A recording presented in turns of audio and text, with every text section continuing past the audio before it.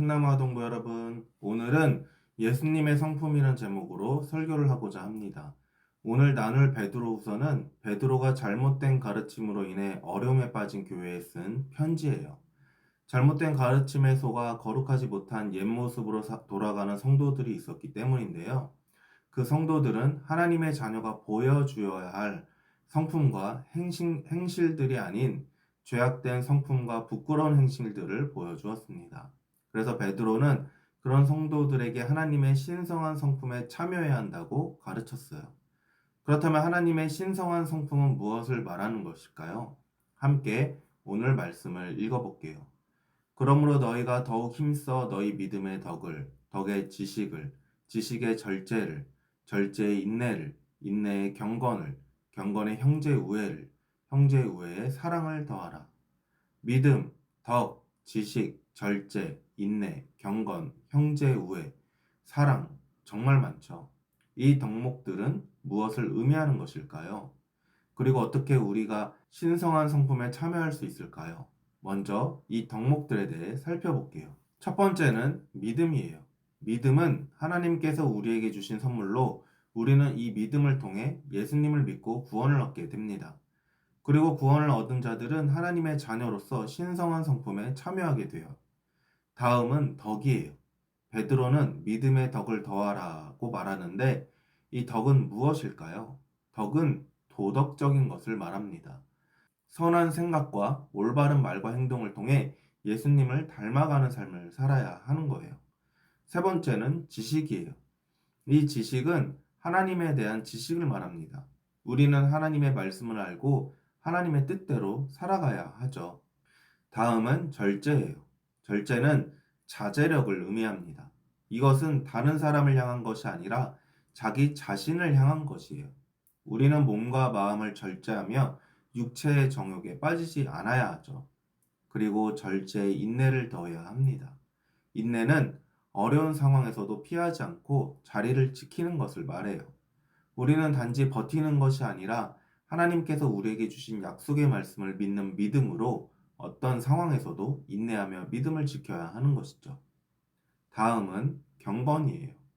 경건은 하나님의 뜻대로 살아가는 태도를 말합니다. 우리는 언제 어디서나 하나님의 자녀로서 죄를 멀리하고 하나님의 뜻대로 살아가는 경건한 삶을 살아야 해요. 그리고 경건의 형제 우애를 더하라고 말하죠. 우리의 형제는 누구일까요? 바로 우리 옆에 있는 친구들입니다. 예수님을 믿음으로 우리는 모두 하나님의 자녀가 되었어요. 함께 예수님을 믿는 모든 사람은 차별 없이 하나님 안에서 한 형제인 것이죠. 우리는 함께 예수님을 믿는 형제들을 사랑하는 것을 잊어서는 안 됩니다.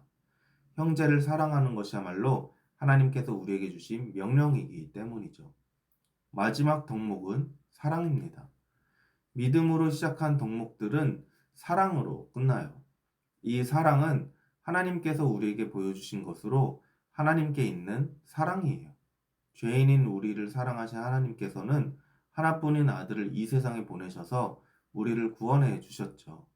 우리는 이 사랑을 받은 사람들로서 사랑의 열매 맺는 삶을 살아야 합니다. 하나님의 자녀인 우리가 열매 맺어야 하는 이 신성한 성품, 다시 한번 기억해 볼까요? 먼저 우리를 구원에 이르게 하는 하나님의 선물이며 신성한 성품에 참여하도록 만들어주는 열매는 무엇인가요? 맞아요. 바로 믿음이에요. 그렇다면 죄를 멀리하고 하나님의 뜻대로 살도록 만들어주는 열매는 경건이었죠. 마지막으로 믿음 안에서 형제와 자매된 모든 사람을 차별 없이 대하고 사랑하도록 만들어주는 열매는 무엇이었나요? 네, 경건의 열매였습니다. 이처럼 믿음, 덕, 지식, 절제, 인내, 경건, 형제우애, 사랑, 이 모든 것들은 바로 하나님의 성품이에요. 자녀가 부모님을 닮는 것처럼 우리도 하나님의 자녀라면 하나님을 닮은 모습이 있어야 하는 것이죠. 물론 예수님을 믿는다고 해서 하루아침에 우리가 바뀌는 것은 아닙니다. 우리에게는 여전히 죄악된 모습이 있고 끊임없는 죄의 유혹이 있기 때문이에요. 누구든 내가 하고 싶은 대로 원하는 것만 하며 살아가는 것이 좋겠죠.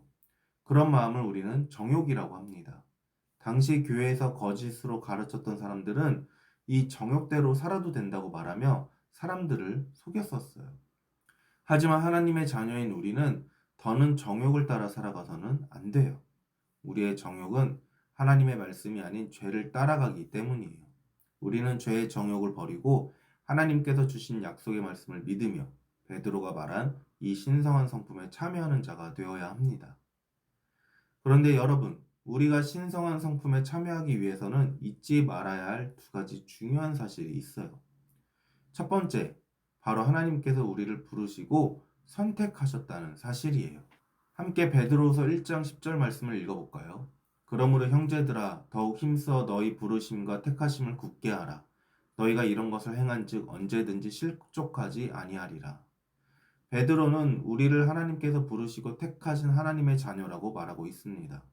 우리가 우리의 마음이 원하는 대로 정욕을 따라 살지 않고 하나님을 닮아가기 위해 살아가야 하는 이유가 바로 여기에 있어요. 두 번째는 우리가 하나님의 자녀로서 구원의 약속을 받은 사람들이라는 점이에요. 함께 베드로후서 1장 11절 말씀을 읽어볼게요. 이같이 하면 우리 주 곧 구주 예수 그리스도의 영원한 나라에 들어감을 넉넉히 너희에게 주시리라. 우리에게 주신 구원에 대한 소망 때문에 우리는 정욕을 따라 살지 않고 하나님의 뜻을 따라 하나님의 성품을 닮아가며 이 땅에서 하나님의 자녀로 살아가는 것이에요.